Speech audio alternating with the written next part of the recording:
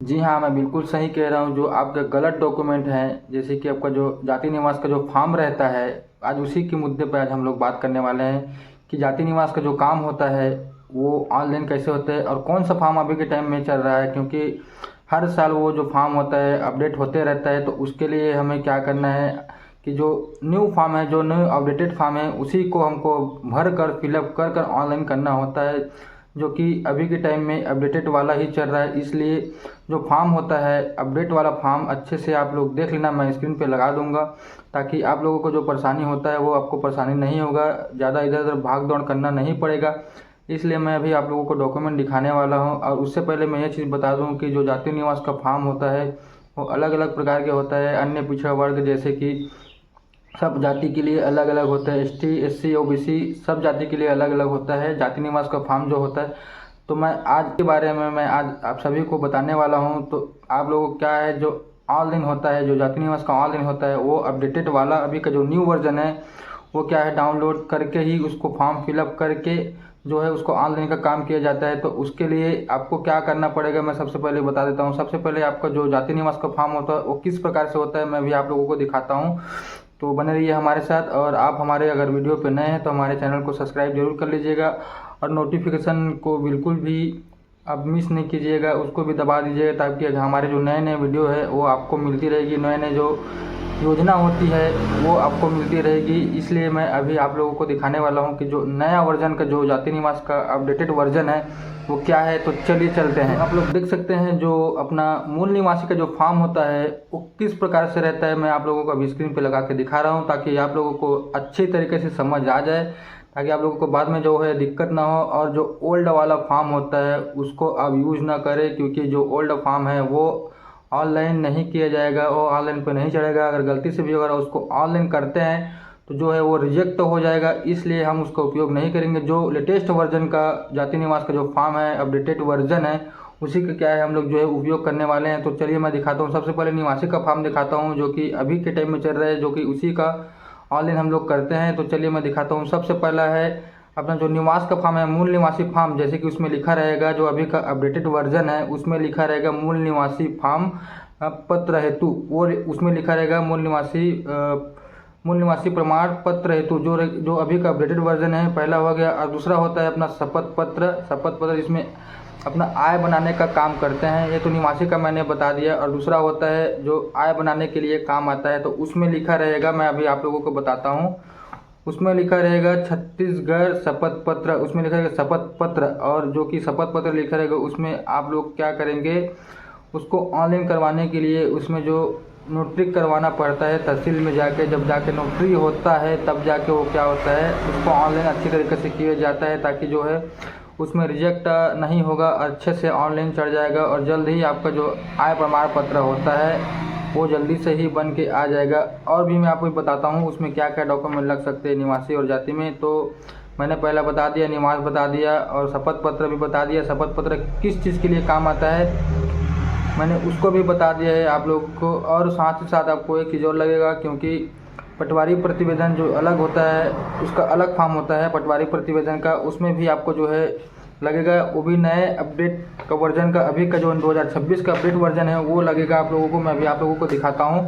तो उसमें साफ साफ नहीं लिखा रहेगा पटवारी प्रतिवेदन में, अभी का जो अपडेटेड वर्जन है उसमें लिखा रहेगा छत्तीसगढ़ निवासी प्रमाण पत्र हेतु के लिए, उसमें लिखा है, उसके नीचे में जस्ट लिखा रहेगा पटवारी प्रतिवेदन। आप लोग स्क्रीन पे देख सकते हैं, मैंने लगा दिया है। और साथ ही साथ जो जाति का जो फॉर्म होता है वो अलग होता है, उसमें लिखा रहेगा अनुसूचित जाति एवं अनुसूचित जनजाति प्रमाण पत्र हेतु के लिए, उसमें लिखा रहेगा, तो वो जाति के लिए होगा। उसी प्रकार से अन्य पिछड़ा वर्ग है, वो ओबीसी एसटी एससी सब के लिए अलग अलग जाति का मतलब जो रहता है फॉर्म रहता है, तो सब के लिए अलग अलग जो है फिलअप होता है। इसके लिए आप लोग जो है, जो मैंने आपको दिखाया है वही फॉर्म जो है अभी के टाइम में ऑनलाइन हो रहा है जाति निवास के लिए, और वही अप्रूवल किया जा रहा है। और जो पुराना वाला जो फॉर्म रहता है वो अभी अपडेट नहीं किया जाएगा और जो है ऑनलाइन नहीं चढ़ाया जाएगा। इसलिए मैं बोल रहा हूँ जो अभी का फॉर्म जो ऑनलाइन के लिए सही है, जो अपडेटेड वर्जन है उसी का हम लोग उपयोग करेंगे, तब जाके हमारा जो फॉर्म है जाति निवास का फॉर्म है वो ऑनलाइन अच्छी तरीके से होगा। और जो है अपने बच्चों के लिए, छात्र छात्राओं के लिए उसका उपयोग हम लोग जो है कर सकते हैं स्कूल में जाके। और उसके लिए जो जो अभी जाति निवास के ऑनलाइन फॉर्म के साथ साथ हम लोग जो जो डॉक्यूमेंट लगते हैं वो सब आपको मैं अभी बताने वाला हूँ स्टेप बाय स्टेप। तो जो है हमारे वीडियो पे पूरा लास्ट तक देखिएगा, बीच में स्किप नहीं करिएगा। बीच में अगर स्किप करते हैं तो आप लोगों को जो है अच्छी तरीके से समझ नहीं आने वाला, इसलिए मैं जो जो बता रहा हूँ स्टेप बाय स्टेप उसको आप ध्यान से सुनिएगा और स्क्रीन पे लगाए हुए को भी आप अच्छी तरीके से पढ़ लीजिएगा, ताकि आप लोग बाद में गलती ना करें और गलती करने के बाद आप बाद में पछताते हैं। इसीलिए मैं आप लोगों के लिए ही मैं ये वीडियो बनाया हूँ, ताकि आप लोगों को बार बार दिक्कत ना हो। जो जो हम लोग डॉक्यूमेंट बोलते हैं उसका डॉक्यूमेंट का आप इस्तेमाल करें। और चलिए मैं बताता हूँ जाति निवास और आय प्रमाण पत्र के लिए क्या क्या डॉक्यूमेंट जो लग सकते हैं ऑनलाइन के लिए। तो हमारी वीडियो पे बने रहिए। तो पहला मैं बताता हूँ, तो ध्यान से सुनिएगा। मैं सभी चीज़ों के लिए मैं ज़रूरी डॉक्यूमेंट बताने वाला हूँ। जो जाति निवास और अपना आय प्रमाण पत्र के लिए जो ऑनलाइन करते हैं उन सभी के लिए ज़रूरी डॉक्यूमेंट है। मैं अभी सभी को स्टेप बाय स्टेप बताने वाला हूँ, तो आप लोग ध्यान से उसको सुनिएगा।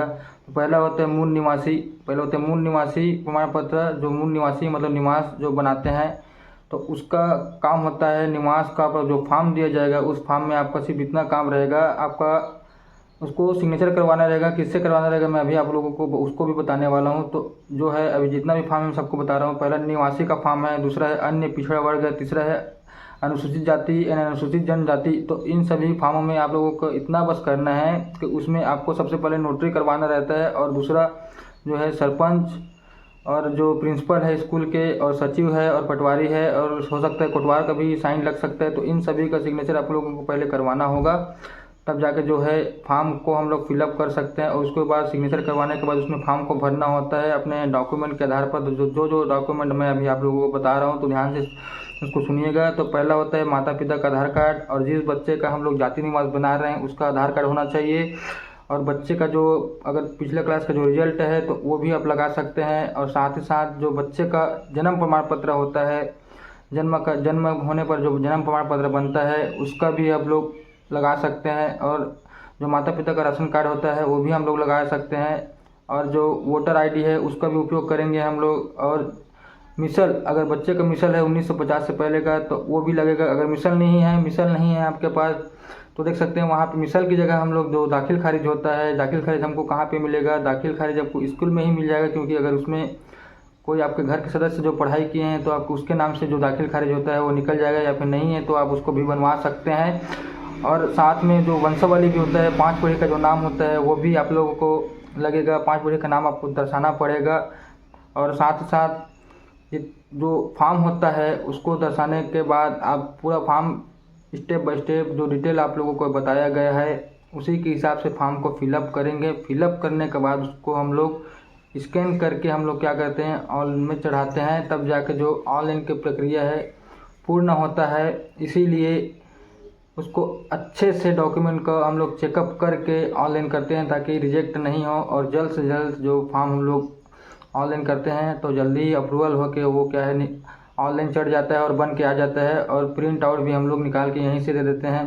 तो हम लोग जो जो भी डॉक्यूमेंट मैं जो जो डॉक्यूमेंट अभी आप लोगों को बताया हूँ उस सभी का सही से इस्तेमाल करिए। और कोई भी दिक्कत होता है तो हमारे यहाँ जागेश ऑनलाइन सेंटर ग्राम नगपुरा में आके जो है हमसे संपर्क कर सकते हैं। कोई भी समस्या होती है तो ऑनलाइन से रिलेटेड हम लोग काम करते हैं, जन सेवा का काम करते हैं। तो जो भी दिक्कत होता है तो आप यहाँ पे आके संपर्क कर सकते हैं। बाकी आज का इतना ही, मिलते हैं अगले वीडियो में। और जो जो नए नए वीडियो आप लोगों के बनाऊंगा वो भी जानकारी के लिए ही बनाऊंगा, क्योंकि आप लोगों की जानकारी के लिए ही वीडियो मैं बना रहा हूं। इसलिए आप हमारे चैनल में नए हैं तो सब्सक्राइब ज़रूर कर लीजिएगा और बेल आइकन घंटी को ज़रूर दबा दीजिएगा और ज़्यादा से ज़्यादा शेयर भी कीजिएगा। और तब तक के लिए बाय बाय, मिलते हैं। धन्यवाद, जय हिंद।